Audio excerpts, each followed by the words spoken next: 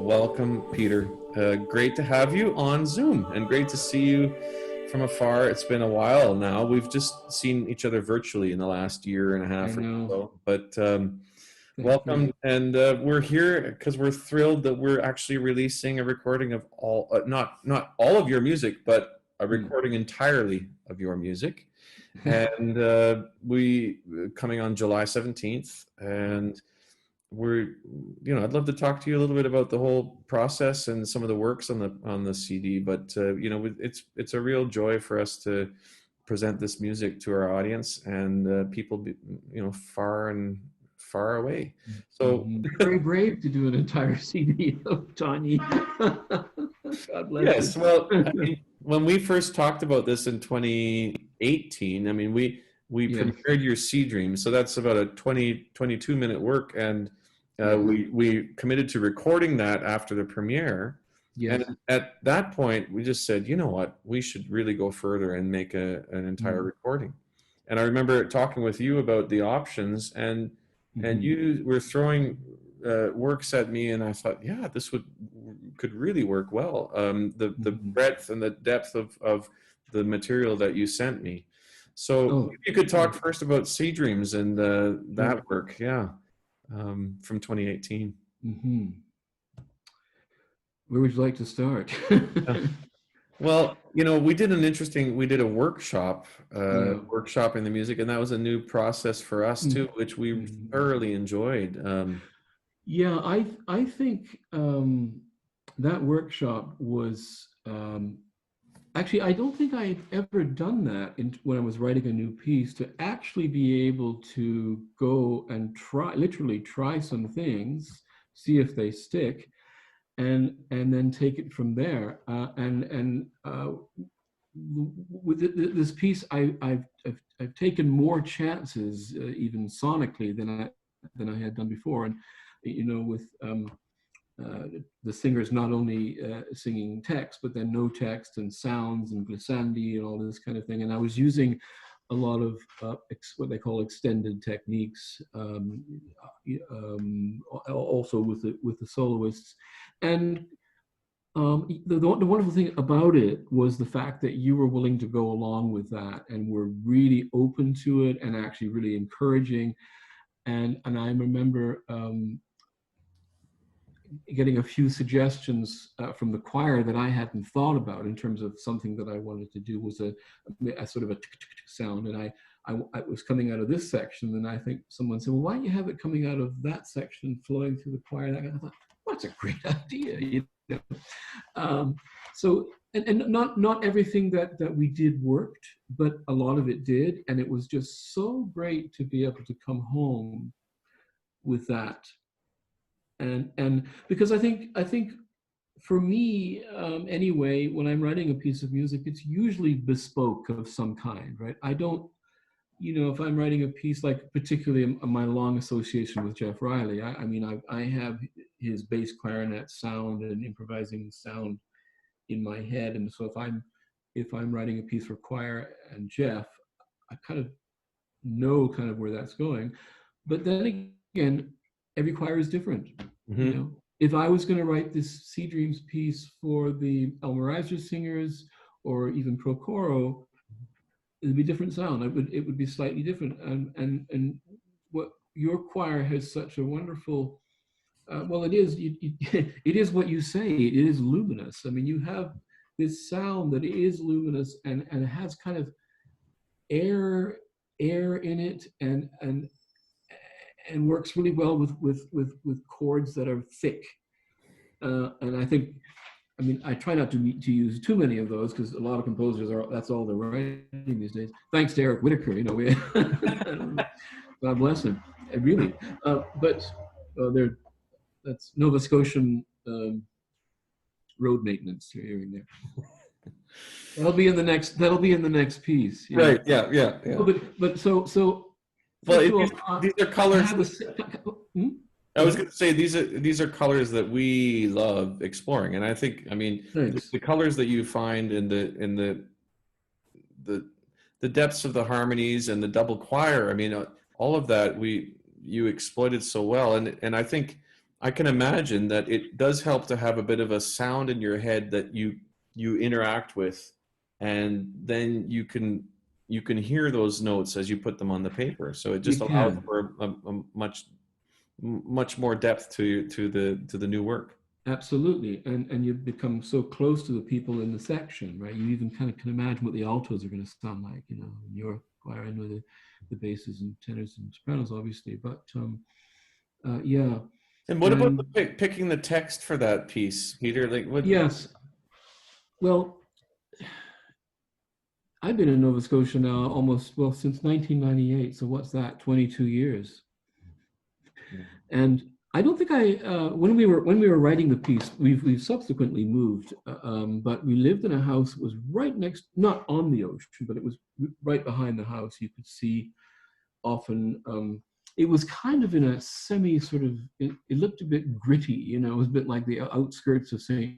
Petersburg, you know, with the ships being worked on, and sort of we had a lot of, you see a lot of the freighters going by. And but what I'm trying to say is that the ocean has had a real is really part of my psyche now. I think it's just having the ocean close by and looking at it almost every day.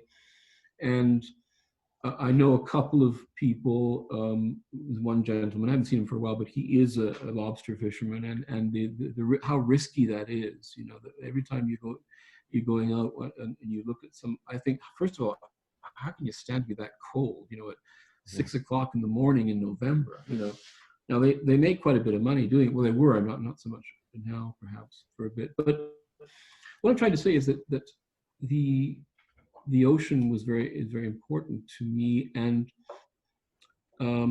I was just happened to be reading some T.S. Eliot, and it's not that I sort of zeroed in on it. Somehow I found it. I don't know if I was, you know, how you are on the internet. You find something, and this leads you to here, there, and everywhere.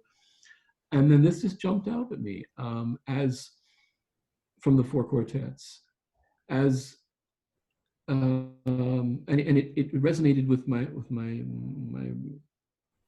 faith journey, my life as a Christian, and how much every day is a risk of some kind. If you're not risking something, you might not be alive. And the ocean brings that back in that sense of you hope it's going to be a good journey, but you really don't know.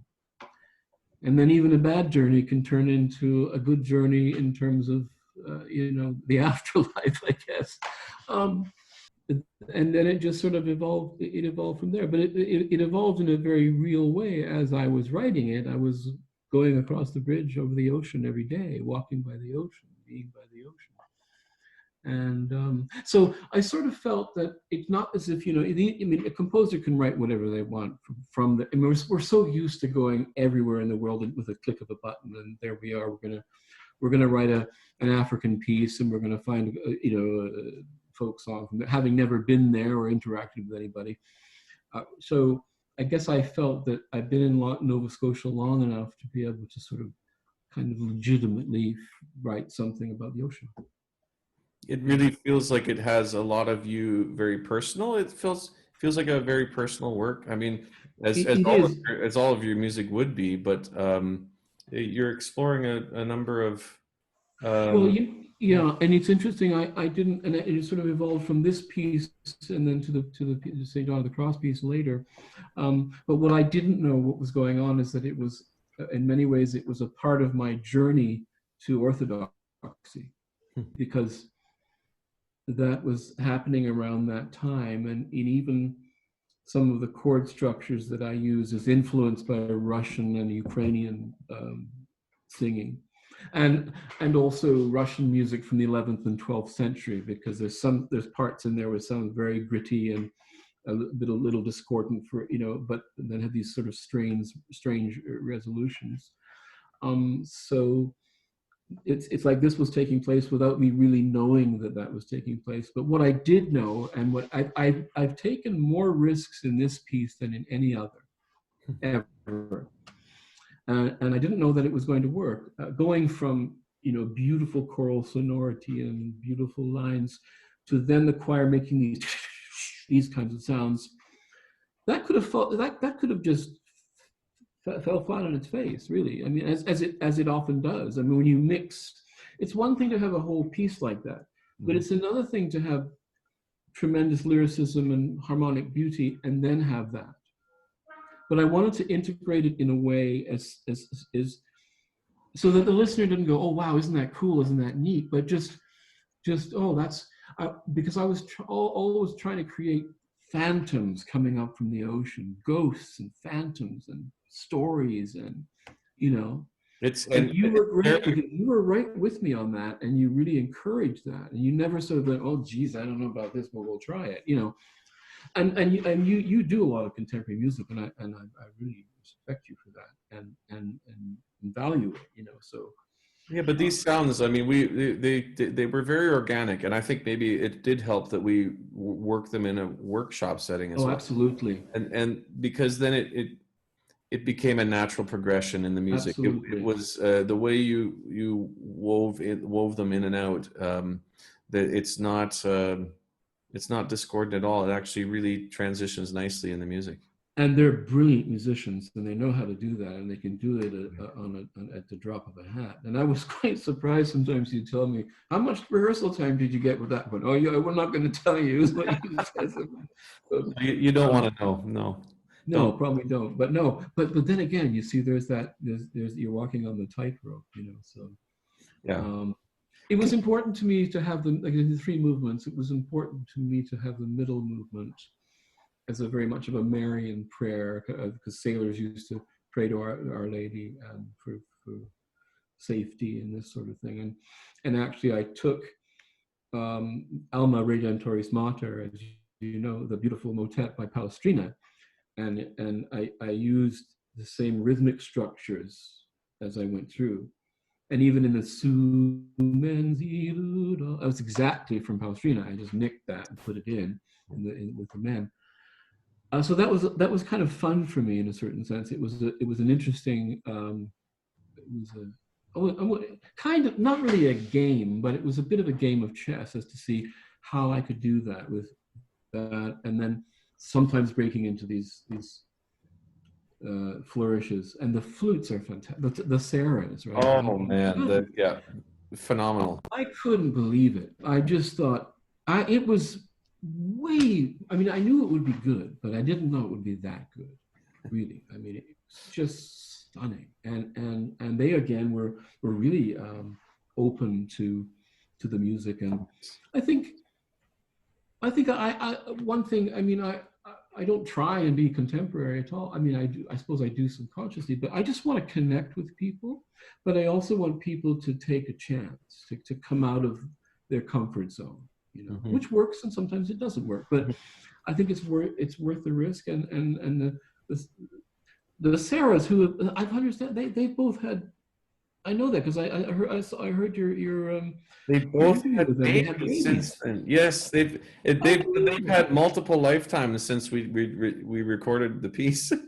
Yeah, yeah. They've had babies, and they just got married, I think, or one did. Anyway. Exactly, both of them. Yeah, it's amazing. And you know what was so funny when Sarah Hahn at the time is she's still she's hyphenated, but anyway. Yeah, exactly. But she was saying, because the day of the performance, she said, I don't feel very well. And she said she had the stomach flu. And I thought, oh, no, of course.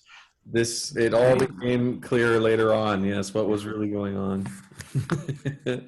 So yeah, I mean, and Katie Partridge. I mean, oh, yeah.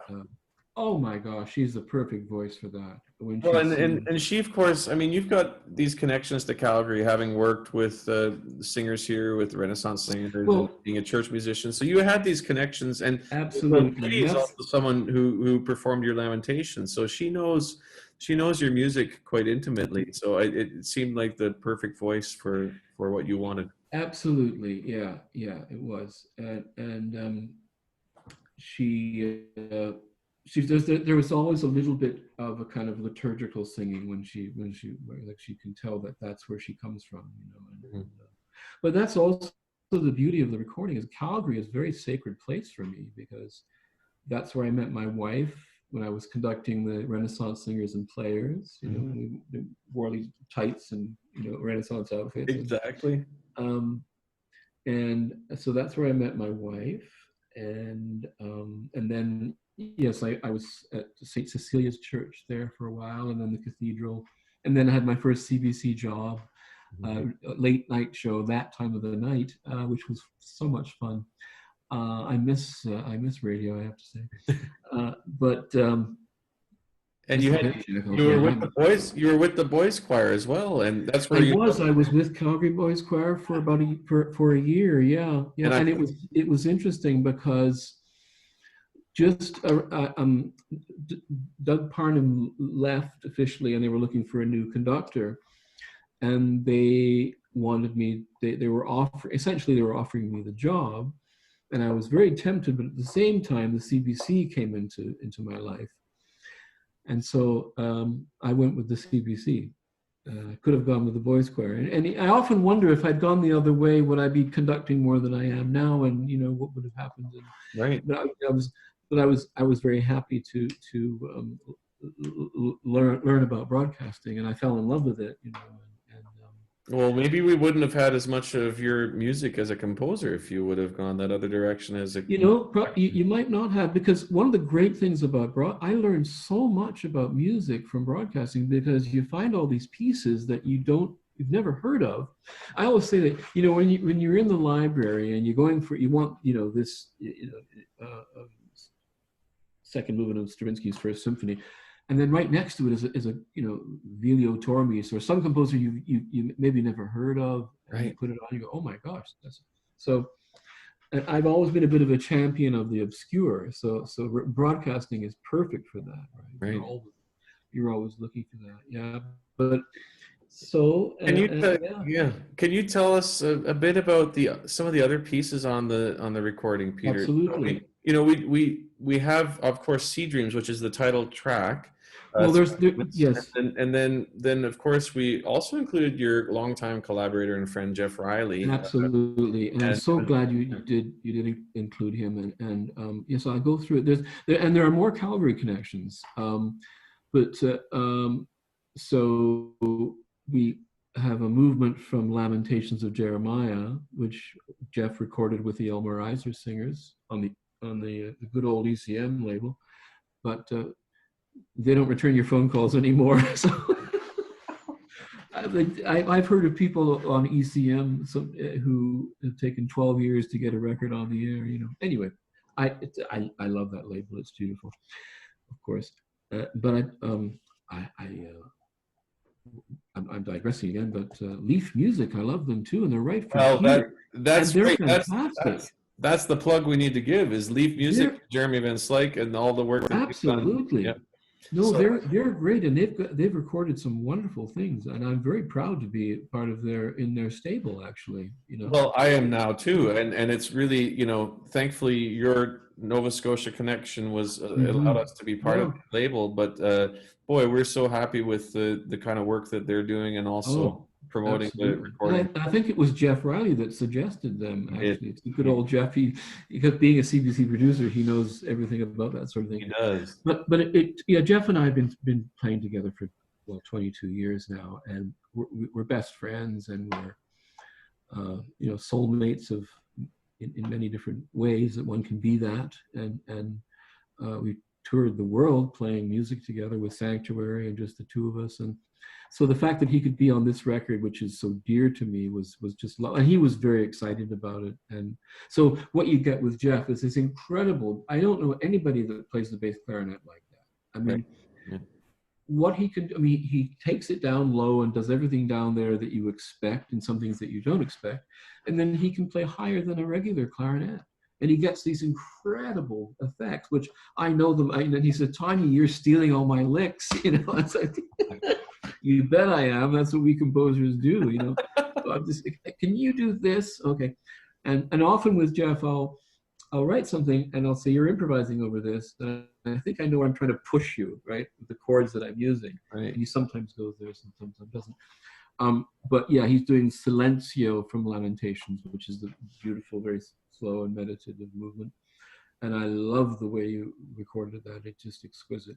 Both of you. It's really really Yeah, well, I mean, I'm thrilled with how he sounds on that. It's incredible the way the hall and the bass clarinet is picked up, and absolutely. that. And then the other the responsio Mhm, movement that technically speaking, he wrote some of it, but in the melodic lines and this and that. So mhm. so it's really half and half.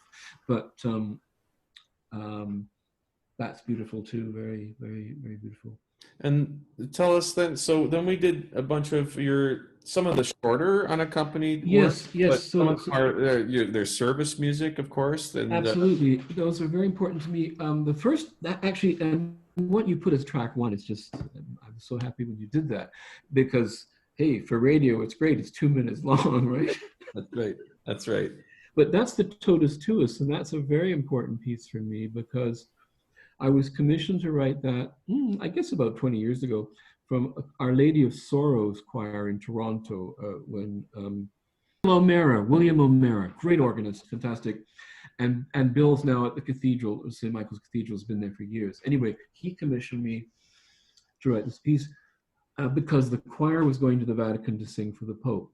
So, and actually, it could only be, it was supposed to be 1 minute and 40 seconds. Well, it's 2 minutes. But a beautiful thing happened is that, so they got to where they were singing for the Pope and they sang it, and he liked it because Totus Tuus, the prayer of Our Lady, is actually one of his favorite prayers, Hmm. right? And by a Polish author. And it was kind of his motto, totally yours, Maria, right? I'll give you everything. It's a real, no matter what's going on in your life, one has to surrender to something, right? And it's a song about surrender, right?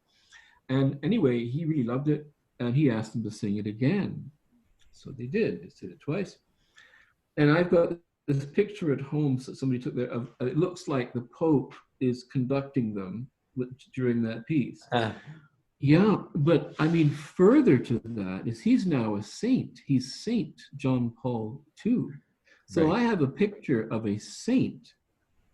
You know, do the math on that one when the grandchildren get the heirlooms. You know, I hope Wow. that one will be around.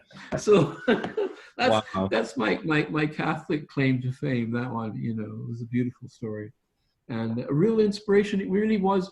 I mean, sometimes it takes me a long time to. I mean, I don't generally take a horrendous amount of time to write something, but you know, sometimes things are longer than they would be. Sometimes they happen all at once, and the Totus Tuus was just this full inspiration, which kind of just came off the page. Yeah. Requiem at Luke's. That turned out to be such an incredible piece, and I'm really happy with how it turned out on the recording as well. I mean, it's a longer, that's around a 7-minute piece, but Yeah. wow, I mean, that is beautiful, Peter. I mean, Thank you. the the sweeping, soaring phrases and the climax in the middle, it's just quite astounding. So, yeah, Well, there is. Thank you very much.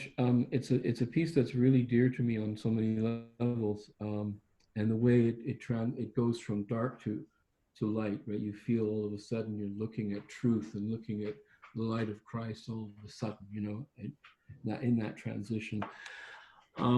It's an important piece to me because here's the Calgary connection: is that it was written for a dear friend of mine, a painter, a fantastic painter, John Brocky, who his work was in the museum there for a while, Glenbow, and it's in several office buildings, or a few of them anyway, in Calgary, because he paintings were like 15 feet long, 20 feet long. So after he died, this was my tribute to John. You know, and John was interesting. He was a very honest guy. I remember giving him a tape of some piano music I'd done. This was when I was in Calgary, and he said, "You know, Peter, I think this is largely beneath you." And you know what? He was right. He was.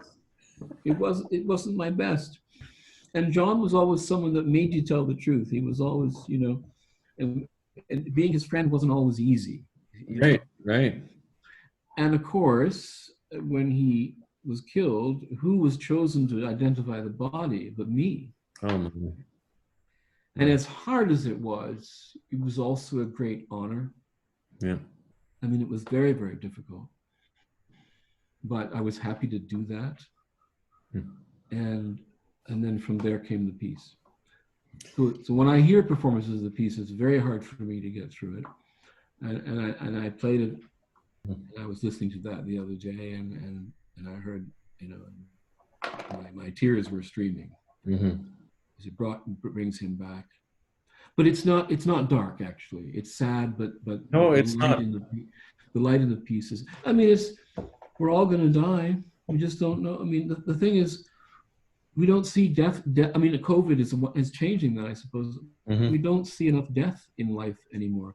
Imagine in the old days when grandma died, you brought her home, she was on the table, there was a wake, and, you know, Right. people weren't scared to talk about death, right? Mm-hmm. I mean, what is music about but life and death, really, Right. in so many ways? And love, yeah. And love, of course. Well, but I just love how you do that piece. I really do, and how you go, you the light hits, and it's just, yeah. Well, it was really, you know, a pleasure to work with. We did this recording over 3 different sessions that actually spanned 18 months. You know, we did it amongst other projects that we had going on, and it was really wonderful to come back to each one of those times, and also, you know, find you in these other works.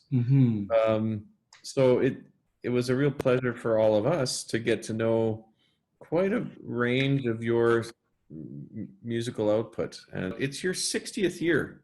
I know. You know, this is a nice celebration as well. So thank you so much for saying that. Yes, it couldn't have come at a better time, COVID or no COVID.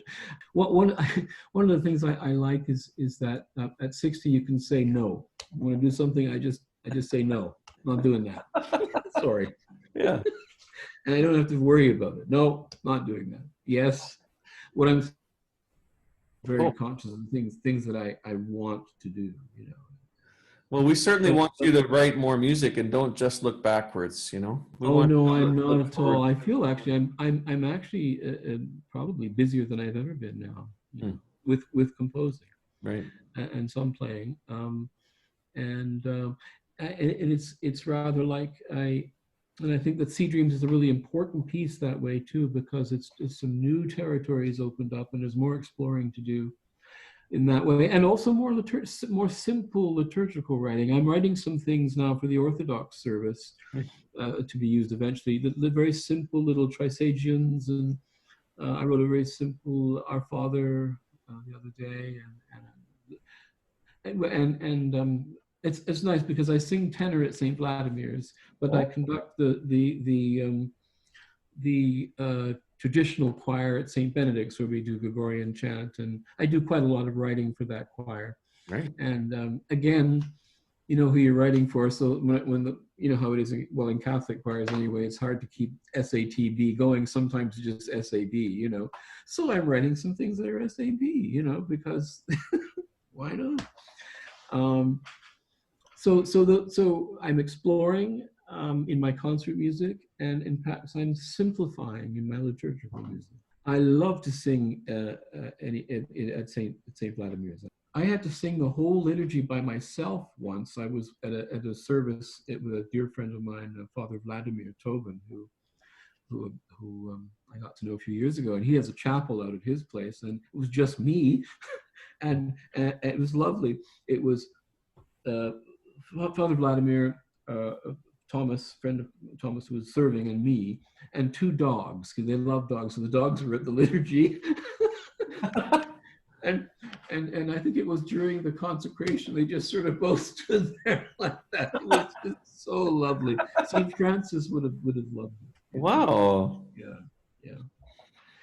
Well, but I you know, if I wasn't around tomorrow or the next day, I would be so glad that Sea Dreams is there, because it really does represent a lot of who I am. And I'm very proud of it, you know, and to work with you and the choir. Well, it's been a pleasure, Peter, and we look forward to more collaborations down the road. Absolutely. And we look forward to having you as part of our online recording launch party on July 7th. I'm looking forward to that. Yes. Yeah, we're saying we've got special guests, but I don't know if anyone would ever be able to guess that you might be able to be there. course I'll be there. Yes. So it's a Zoom thing. You'll Zoom me in. Is that we're gonna do that? You bet. And we have our audience, and anyone who wants to join will be part of that event. And Are you we'll going to be singing as a choir or not? not as a choir, not as a But choir. singing some things from home, like But you'll hear a few singers sing some things on their own. Wow. Yeah. Oh, that's great. So we look forward to seeing you then. And until then, thank you for all of your music and for taking us down these paths. Really, we've really enjoyed putting this recording together. Thank you. And also, it's a celebration too of my relationship with you and your support of my music, because you've done a lot of it, and as a composer, if you can find that, it makes so much difference. So it's just because a lot of composers don't find that, but I have found that with you. Well, likewise, Peter, and we plan to do your Lamentations in April, but we've postponed that for now. Yeah. But we will get to it, hopefully, God willing, in next April, and if not, maybe some time after that. And it's great to see you. You too. We'll chat more soon. All right, man. Take care. Yeah.